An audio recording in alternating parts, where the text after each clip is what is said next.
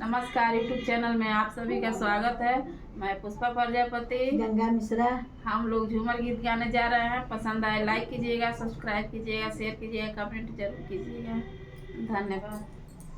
मोरे बालम के जुल्फी का माल कैले बा, मोरे बालम के जुल्फी का माल कैले बा, मोरे बालम के जुल्फी का माल कैले बा, मोरे बालम के जुल्फी का माल कैले बा, मोरे बालम के जुल्फी।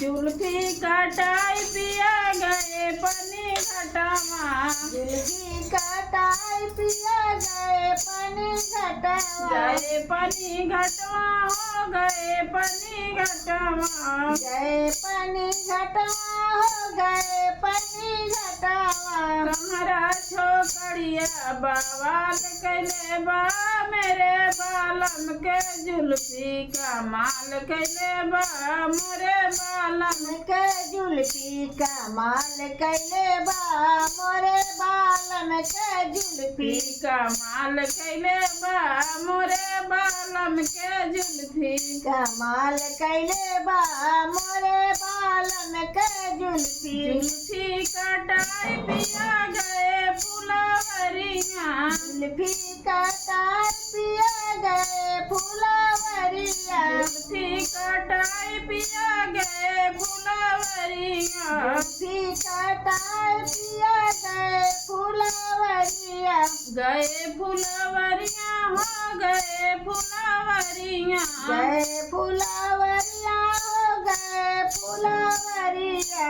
मालिन छोकड़िया बवाल कैले बा, मेरे बालम के जुल्फी का माल कैले बा, मोरे बालम के जुल्फी का माल कैले बा, मोरे बालम के जुल्फी का माल कैले बा, मोरे बालम के जुल्फी का माल कैले बा, मोरे बालम के जुल्फी। जुल्फी कटाई पिया गए बगियावा, जुल्फी कटाई पिया गए बगियावा, जुल्फी कटाई पिया गए रे बगियावा, जुल्फी कटाई पिया गए बगियावा, गए रे बगियावा, गए रे बगियावा, गए रे बगियावा, गए रे बगियावा। लकड़हारा छोकड़िया